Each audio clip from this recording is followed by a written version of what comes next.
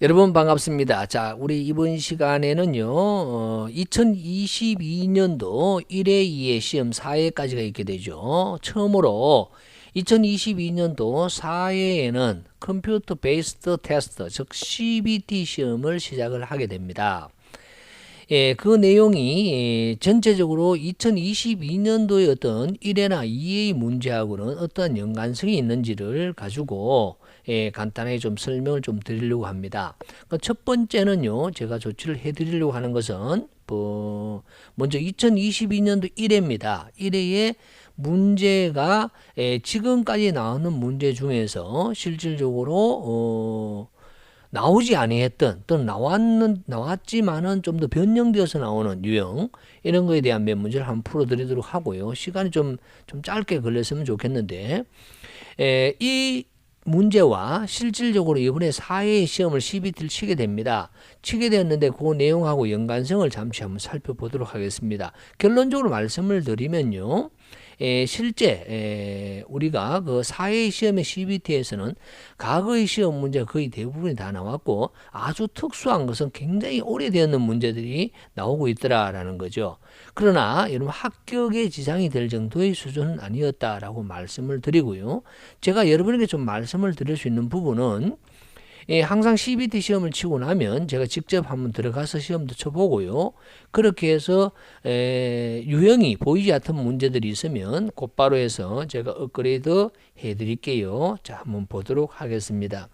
여러분들 유인물을 가지고 계신다고 하면요. 지금 화면을 한번 띄워드리면 이것을 가지고 계시면 좋을 것 같아요. 2022년도 1회의 품질 경영 기사 필기 시험 문제가 되겠습니다. 자, 여기서 그 전에 제가 몇 개를 좀 체크를 했는데요. 1번부터 6번까지라든가 여기는 전체적으로 나왔던 최소 2번 이상 나왔던 그러한 문제가 되겠고요. 바로 10번입니다. 여러분 10번을 제가 확대하면서 한번 보여드릴게요. 유인물 없는 분들을 위해서. 다음은 인류인 실험에 대한 것이다. S2를 구하라 라고 되어 있어요. 그래서 여기서 보시게 되면 바로 인류인 실험인데 문제는 바로 3수준이 되어 있고요. 야는 이 친구는 반복이 5회가 되었습니다. 5회. 반복이 5회가 되었고요. 다음에 2 수준 같은 거는 7회. 그 다음에 6회의 반복입니다. 즉 반복이 일정하지 않은 인류인 실험으로 총 실험 횟수는요. 총 실험 횟수는 18회가 되었네요. 예, 다 더하니까 그죠? 자, 이런 상태에서 ST를 구하라 했어요. 실질적으로 우리가 시험 문제를 푸는 데는 한 문제를 푸는데 걸리는 시간이 1분 30초가 됩니다. 그럼 1분 30초 만에 이걸 풀 수가 없습니다. 첫째, 여러분 이 문제를 푸는 데서 어떻게 풀어야 되는가 하면 첫 번째 S2를 구하기 위해서는 ST를 구해야 돼요. 그럼 ST는 17개의 데이터를 공학용 계산기 입력을 하겠죠. 그래서 계산기를 두들기는 18개를 입력합니다. 18개 데이터니까 바로 야는 제곱합은 n-1 즉 17 곱하기 단축키 바로 분사인이 되겠습니다. 자, 이렇게 해서 계산을 하게 됩니다. 이것은 생각보다 시간이 크게 많이 걸리지 않습니다. 문제는 바로 SA가 되겠죠. 이 SA는 이라고 했을 때 바로 A1의 데이터가 5개가 있어요. 그럼 A1의 데이터 5개를 제곱을 하고요. 뒤에서 나누기 5. 다음에 A2 데이터는 데이터가 7개이므로 7개를 제곱하겠죠. 당연히. 다 더해서 제곱하고 나누기 7. 다음에 A3는 6개의 데이터니까 6개를 더해서 제곱하고 나누기 6이 될 거예요. 마이너스 CT입니다. 다 더한 값 다 더한 값 제곱 나누기 총 실험 횟수 18 이렇게 해서 구하게 되겠죠. 그래서 결론적으로 여기서 원하는 S2는 결론적으로 ST에서 인류인에서 바로 SA를 마이너스 시켜서 구한다라는 내용이 되겠습니다. 그래서 여기서 정답을 보시게 되면 조금 보시다시피 SA는 다시 중복시키는 겁니다. ST는 제가 이렇게 적었는 이유는 자, 결론적으로 어떻게 구한다? 17 곱하기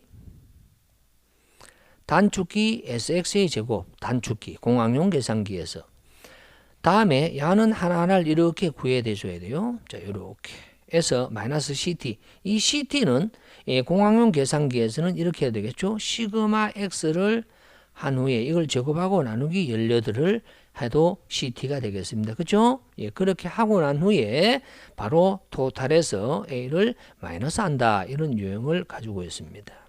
예, 굉장히 시간이 오래 걸리는 문제였으므로 이런 문제 같은 경우는 제일 나중에 푸는 연습이 필요하겠다라고 말씀을 드립니다. 그럼 시간만 오래 걸렸지 특별한 문제는 없었고요. 다음에 16번, 17번, 18번. 예, 그래요. 19번, 20번 끝났습니다. 실험계획법에서는 시간이 오래 걸리도록 했던 문제가 바로 10번 문제이며 지금 이 문제는요. 10번 문제 한 문제밖에 없었고 나머지 19문제는 전부 다 뭐다? 최소한 2번 이상 나온 문제였다라는 거죠. 그래서 결론적으로 이 4회의 CBT 시험 문제도 이런 유형이었다라고 말씀을 드립니다. 약간 더 나아가서 21번부터 통계적 품질 관리를 한번 살펴보도록 하겠습니다. 예, 통계적 품질 관리는요. 제가 몇 가지 체크했는데 다른 것은 다 중복이 되었는데요.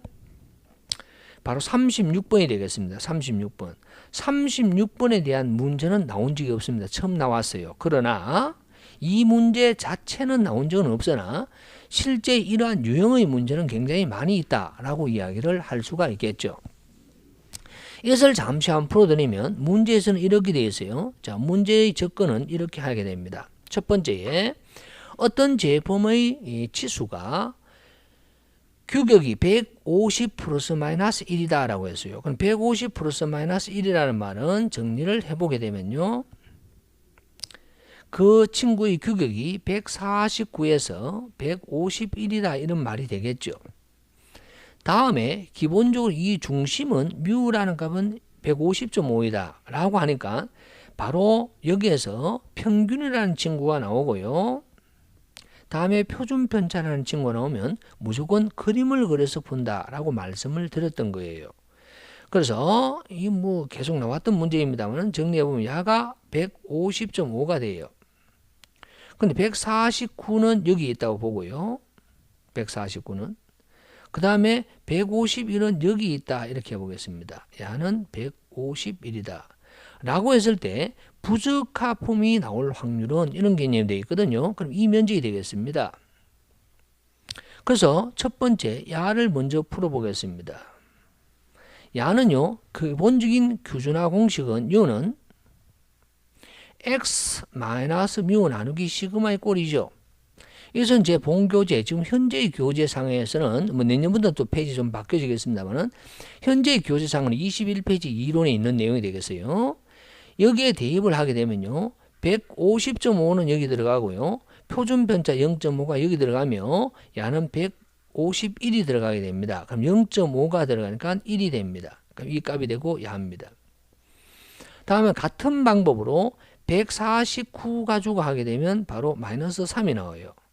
그래서 마이너스 3의 아래 면적과 플러스 1의 바깥 면적이 개념이 되므로 플러스 1의 바깥 면적은 0.1587이 되며 마이너스 3의 좌측 면적, 아래쪽의 면적은 바로 0.0013이 되므로 이 두 개를 합치면 된다라는 유형의 문제입니다. 처음 나온 유형입니다만은 이거와 유사한 문제는 굉장히 많아요. 굉장히 많지만 이렇게 요거하고 데이터가 똑같이 해서 나온 것은 이게 처음이다 라고 해서 제가 하나 풀어드렸습니다. 그래서 통계적 품질 관리도 특별하게 문제가 되는 것은 없었습니다. 문제는 39번 자, 이 문제는 1회까지는 이렇게 나오게 됩니다. 바로 LS 관리도 되는데 자, 이것은 여러분 공부하시는 분들 꼭 수정을 해주세요. 지금 현재 교재는 이제 수정을 하고 있습니다. 어떻게 되느냐? LS 관리도는 없어졌습니다. 라지 스몰의 약자예요. 가장 큰 데이터와 가장 작은 데이터의 관리도다 이런 말인데요. 이제 이 데이터는 없어졌습니다. 그래서 2015년도가 없어졌어요. 그래서 지금은 없어졌기 때문에 이것이 안 나온다라는 거죠. 현업에서는 사용하고 있습니다만은 그럼 지금은 뭐라고 되어 있느냐? 똑같은 내용인데 LS가 아니고 하이 로 관리도라고 합니다. 그래서 HL 관리도라고 하죠. 하이로 똑같이 최대 최소치 관리도 해야 되겠습니다. 그래서 하이로라고 바꿔주시고 이 최대치와 최소치를 하이로로 바꿔주세요. 자 이렇게 하고 야를 다시 하이로로 바꿔주시고 있을 때 중심선은 어떻게 되느냐? 하이로의 중심은 결론적으로 야는 하이의 평균이고요. 야는 로우의 평균이다. 라고 이야기하면 중심선은 n바가 되며 n바는 최대값의 평균과 최소값의 평균 나누기 2에서 풀어낸다. 라고 이야기를 할 수가 있겠습니다. 하이의 평균과 로우의 평균 두 개 대해서 나누기 2를 한다라는 개념이 되겠어요. 통과하겠습니다. 다음에 생산 시스템부터는 처음 나온 유형이 굉장히 많습니다. 생각보다 기존에 15년 이상 나오는 유형에서 벗어나는 문제들입니다. 첫 번째에 41번은요. 조업도라고 되어 있어요. 여기서 조업도라 하는 것은 일을 얼마나 했느냐 이런 말이거든요. 그래서 매출량이라든가 여기서 이야기하는 생산량의 변화가 됩니다. 그럼 매출이나 생산 같은 경우가 얼마가 됐느냐에 따라서 수익이 달라지게 되죠. 그 변화에 따라서 수익 및 비용이 어떻게 변하는가 라는 것을 우리는 바로 손익분기점 분석하고 같은 용어로서 사용이 되어진답니다. 그래서 풀이를 꼭 한번 읽어보시고 cost, volume, profit, relationship analysis라는 이야기를 하고 있습니다. CVP 분석을 해서 이것을 다른 말로 손익분기점 분석 어디서 나옵니까? 제품조합에서 나옵니다. 제품조합. 제품조합은 제2장에서 나오게 되죠. 2장에 수요 예측과 제품조합이라고 해서 수요 예측에서 한 문제, 제품조합에서 한 문제 이렇게 해서 무조건 야는 최소 두 문제, 굉장히 많이 나올 때는 세 문제까지 나오는 매우 범위는 좋으면서 매우 중요한 파트이다 라고 이야기를 할 수가 있겠습니다. CVP가 처음 나왔고요. 그 다음에 48번은 실제 이 시험 문제는 전문항 정답으로 처리를 했습니다. 그 이유가 이런 게 되어 있어요. 실제 문제는 어떻게 나왔냐? 다음과 같다. 1월의 판매 예측치는 바로 386이다 라고 했을 때 지금부터 몇 월 11월의 판매 예측치를 구하라. 이걸 구하려고 하면 어떻게 됩니까? 기본적인 판매 예측은요. 알파 곱하기 전달의 실제 판매량 AT-1로 되어 있어요. 여러분 보이죠? 이거 AT-.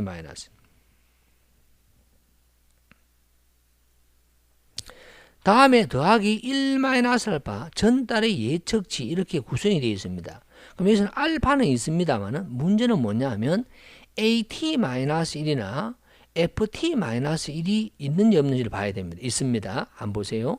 지금 이 10월 달이니까 지금부터 묶기는 11월 달을 묶게 됩니다. 그럼 야가 전부 다 뭐냐? 이 박스에 있는 것은 실제 판매량에게 문자로 해가면 A에 해당되죠. 즉 AT든 AT-1이든 AT-2에 해당되거든요. 그럼 여기 들어가면 돼. 문제는 예측치가 없어요. 전달의 예측치. 그럼 야가 뭐냐면 1월의 예측치가 되어 있어요. 그럼 1월의 예측치가 있으면 구할 수 있는 게 2월을 구해야 돼요. 예측치를. 2월의 예측치가 또 3월을 구해야 돼요. 그럼 이렇게 구하려고 하면 상당히 빡센 값이 됩니다. 바로 여기서는 예측값이 바로 뭐다? FT예요. F예요. 포캐스트입니다. 포캐스트. 이것을 구하기 위해서는 문제를 한 문제 푸는 게 아니고 야를 구해야 되니까 결론적으로 2월 달부터 11월까지 다 풀어야 되는 거죠. 그러니까 굉장히 어려운 문제가 됩니다. 그렇게 시간이 굉장히 오래 걸리는 문제가 되는 거죠. 예, 그렇게 해서 정답이 되는데 전문항이 정답이 되는데 그 이유는 뭐냐면 바로 이겁니다. 1월의 판매 예측치는 이렇게 안 돼 있고요. 오타를 해버리는 거죠. 10월에 대한 예측치는 386이었다. 이렇게 돼버리는 거죠. 그럼 10월 달에 이렇게 답이 안 나오는 거죠. 왜? 10월 달은요, 11월 달에 그러면 그렇게 해서 11월은 얼마일까요? 라는 게 묻게 되는데 11월은 알파 0.3 곱하기 그러면 10월 달에 판매했는 건 396입니다. 396 더하기 1-0.3 곱하기 바로 10월 달의 예측값이 386이라서 이게 386 이걸 계산기로 두들기면 답이 없는 거죠. 보기 1, 2, 3, 4에. 그러니까 정답을 다 때리는 거죠. 예, 그래서 이건 저는 원 문제를 만들었습니다. 1월에 대한 예측치라는 것이 나왔는데 실질적으로 이것은 10개의 문항을 푸는 문제이므로 야는 뭐다? 어떻게 보면 나오면 틀려라 라는 문제라고 할 정도로 굉장히 안 좋은 문제였다라는 말씀을 드립니다. 말은 되죠. 자, 이 내용도 어디 있다? 제2장의 수요 예측과 제품 조합에 있습니다. 다음 넘어갔어요. 56번입니다. 56번은 또 제품 조합이 벌써 세 문제죠. 앞서서 나왔잖아요. 손익분기점 CBP 하나 나왔죠. 그 다음에 지수 평할 계수에 대한 것이 나왔죠. 그 다음 세 번째 최적 제품조. 이거 전부 다 세 문제다가 수요 예측인데 여기서 처음 나왔던 내용들이 됩니다. 제품 조합의 의미는 뭐냐 라고 했을 때 야는 총이익을 최대화하는 제품의 조합이다. 이것은 유사한 형태로는 문제가 나왔습니다. 근데 같이 가져오보다 약간 형태를 좀 다르게 했기 때문에 제가 끄집어내었습니다. 56번은 답이 2번. 오케이. 예, 혹시 제가 답이 틀렸나 싶어서 한번 봤어요. 자, 이렇게 내용들이 나왔었다라고 이야기를 하겠습니다. 유형의 변화는 이러하였고요. 다음에 신뢰성입니다. 신뢰성은 특별하게 변했는 게 하나도 없었는데요. 처음 나온 문제가 바로 65번입니다. 65번은 문제를 한 번 더 읽으면 문제 속에 답이 있습니다. 어떻게? 신뢰성 시험은 실시하는 장소와 목적, 부과되는 스트레스의 크기입니다. 이 중에서 목적에 해당되지 않는 것은 여기 목적이 있어요. 목적, 현장이라는 말이 하면 뭐죠? 장소죠. 다음에 결정, 비교, 인정 이것은 목적이 될 수 있습니다. 그래서 정답은 1번이 되겠습니다. 라는 문제입니다. 그래서 이것은 처음 나왔어요. 처음 나왔습니다만은 처음 보다 보니까 아마 혼돈이 많이 되었을 수도 있겠습니다만은 다시 이제 여러분 실제 필기 시험 치시는 분은 매우 괜찮지 않을까 이런 생각이 듭니다. 자, 그렇게 해서 여러분 신뢰성에서는 다른 문제는 다 중복이 되었네요. 그럼 80번까지 끝을 내고요. 다음에 품질 경영을 보도록 하겠습니다. 품질 경영은 86번입니다. 요것은 과거에 나왔던 것 같기도 하고 안 나왔던 게 제가 정확한 분석을 안 하다 보니까 요거는 잘 기억이 안 나요. 실질적으로 failure cost, 즉 실패 비용이 나옵니다. 실패 비용은 회사 내의 실패가 있고 회사 바깥의 실패가 있을 거예요. 그래서 사내 실패로 짜여진 것은 자재는 당연히 사내가 되겠습니다. 그러나 외부에서 바깥으로 들어오는 게 크레임이거든요. 그래서 이거는 외가 되겠고요. 크레임은 외가 됩니다. 그래서 이건 아니고 이건 아니죠. AS도 아닌 것 같아요. AS도. 그렇죠? 4외입니다. 그럼 결론적으로 답은 4번이 되겠죠. 폐기물 손실 제조 경비와 자재 부적합의 손실 비용은 야는 당연히 실내가 되겠습니다. 4내가 되겠다라는 문제가 처음 나왔다라는 걸로 하고 한번 봐주시면 좋겠습니다. 다음에 쭉 넘어가면 다행히 100번이네요. 100번은 처음 나왔습니다. 100번은. 비슷한 내용은 나왔습니다만 주랑과 그린아이에 의해서 분류된 작업자는 실수를 합니다. 그럼 작업자의 오류가 되는데 작업자가 주의를 게을리한 즉 부주의에 의한 오류는 인간의 오류의 중요한 원천이 되고 있습니다. 이러한 오류의 특징을 정의했습니다. 고의성이 있었는가 이런 말입니다. 비고의성. 고의성이 있었는가 비고의성이었는가. 불가피성, 피할 수 있었어요? 피할 수 없었어요? 의도가 있었냐 없었냐? 예측이 가능했냐 불가능했냐? 이런 말인 것 같아요. 그랬을 때 인간은요. 비고의성이라는 무의도성과 예측을 나름대로 다 생각을 할 수 있습니다. 그래서 피할 수 있나 없나 하는 불가피성이라고 하는 것은 천재지변과 같은 오류라고 합니다. 천재지변과 같은 피할 수 없는 오류를 불가피성, 어쩔 수가 없었는 이거는 인간이 생각을 해서 해결할 일은 아니더라라는 거죠. 그래서 정답이 2번이다 해서 이 문제는 처음 나왔습니다. 처음. 물론 이 처음 나온 것은 중요한 문제라기보다도 유형에서 좀 벗어났던 문제였다라고 이야기를 할 수가 있고요.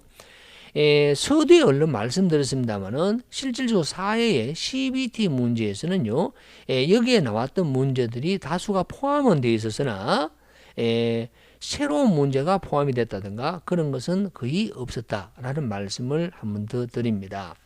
이거하고 똑같이 해서 여러분 두 번째 시간에는 바로 2022년도 이해 문제를 또 가지고 여러분 과연 CBT가 어떤 관계가 있는지도 한번 CBT 처음 시작하다 보니까 여러분 굉장히 궁금한 점 많이 있을 수 있는데 한번 그것에 대해서 이해해 가지고 한번 설명을 드릴 수 있도록 하겠습니다.